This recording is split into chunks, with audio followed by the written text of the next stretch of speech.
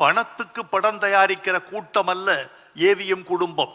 கலை, நயம், மொழி, தமிழ், இசை, ஒப்பனை, நடிப்பு என்று எல்லாவற்றிலும் உச்சம் காண துடிக்கிற கூட்டம் ஏவிஎம் குடும்பத்தார் கூட்டம் என்று நினைக்கிறேன். ஒரு பாட்டு சுசிலா பாடிக்கொண்டிருக்கிறார்.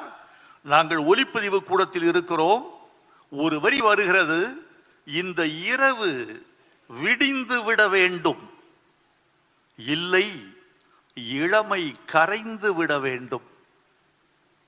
இந்த பாட்டு வந்த உடனே ஏவிஎம் சரவணன் சார் சங்கர கணேச கூப்பிட்டு, நிறுத்துங்க ஒலிப்பதிவ.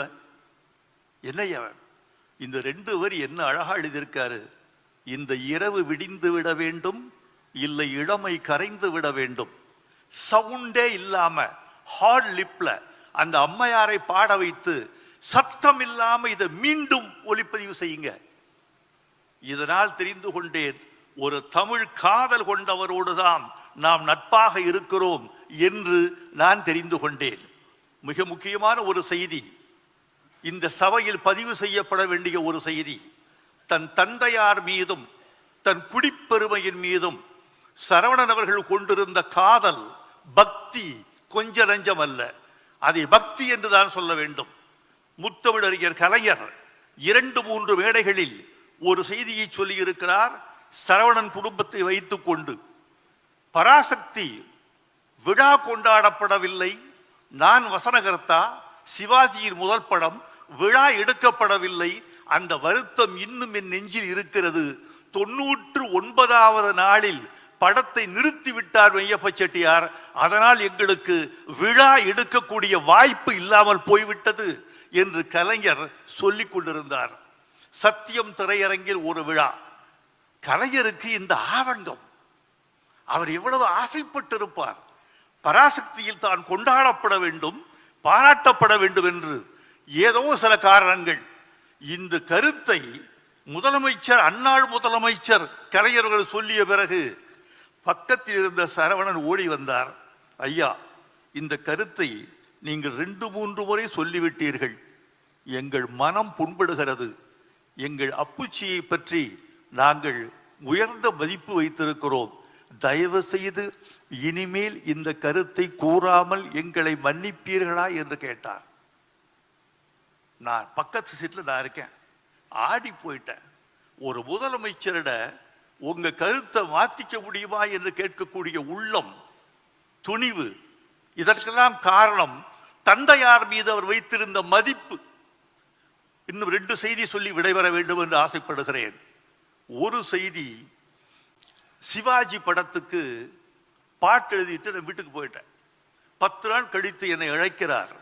இந்தாங்க இன்னொரு 1 லட்சம் ரூபாய் செக்கு. எதுங்க கொடுத்துட்டீங்களே? நீங்கள் போன பிறகு வாலியை அழைத்து ஒரு பாட்டு எழுத சொன்னோம், 1 லட்சம் ரூபாய் கொடுத்தோம்.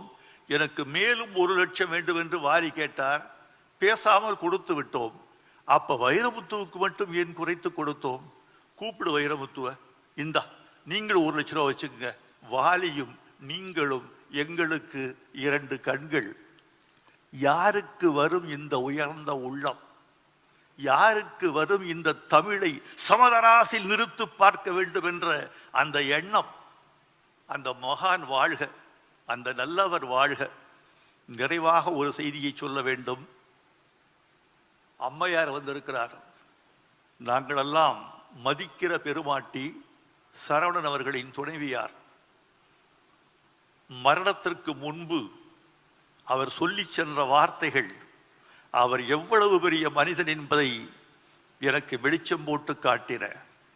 என் மரணத்திற்கு பிறகு என் மனைவி வெள்ளை சேலை அணியக்கூடாது, மங்களங்களை அழித்துக் கொள்ளக்கூடாது, நெற்றிப்பொட்டு நிறைவோடு திகழ வேண்டும், பூக்கள் அணிந்து கொள்ளலாம், கைவளைகள் கழற்ற வேண்டாம், எந்த ஆபரணத்தையும் என் மனைவி என் மரணத்தால் துறக்க வேண்டாம் என்று சொல்லி செல்கிற ஓர் உயர்ந்த உள்ளம் தன் மரணத்திற்கு பிறகும் தன் துணைவியார் இந்த சமூகத்தால் மதிக்கப்படுகிற இடத்தில் இருக்க வேண்டும் என்று சொல்லி சென்ற அந்த நல்ல கணவனை எப்படி நாம் மறப்பது? நல்ல தயாரிப்பாளர், நல்ல தமிழ் ரசிகர், நல்ல கணவர், நல்ல தந்தை, நல்ல சமூக மனிதன். அவர் அவர் சென்று பணியாத திருமண வீடுகள் இல்லை, அவர் சென்று அஞ்சலி செலுத்தாத இறப்பு வீடுகள் இல்லை. ஏவிஎம் குடும்பத்துக்கே எல்லா நிகழ்ச்சிகளிலும் கலந்து கொள்ளக்கூடிய ஒரே ஒரு ஒற்றை அடையாளம் எம் சரவணன். அவர் மறைந்து விட்டார் என்பது பௌதிக உண்மை. பிசிக்கலா அவர் இல்லை, எலும்பும் நரம்பும் சதையுமாய் அவர் இல்லை. ஆனால் உணர்வுகளாய், நிறைவுகளாய், நல்லெண்ணங்களாய், விழுமியங்களாய் அவர் நிலைத்து வாழ்வார். வாழ்க எம் சரவணன் அவர்களின் நினைவுகளும் புகழும். செய்திகளை உடனுக்குடன் தெரிந்து கொள்ள கீழ்கண்ட கேபிள் மற்றும் டிடிஹெச் நெட்வொர்க்குகளில் எம் நாடு செய்தி தொலைக்காட்சியை காணுங்கள். பாதகம் செய்பவரை கண்டால் நாம் பயம் கொள்ளலாகாது பாப்பா. மோதி மிதித்துவிடு பாப்பா, அவர் முகத்தில் உமிழ்ந்துவிடு பாப்பா. அண்மை செய்திகளை உடனுக்குடன் தெரிந்து கொள்ள இணைந்திருங்கள் எம் நாடு தொலைக்காட்சியுடன்.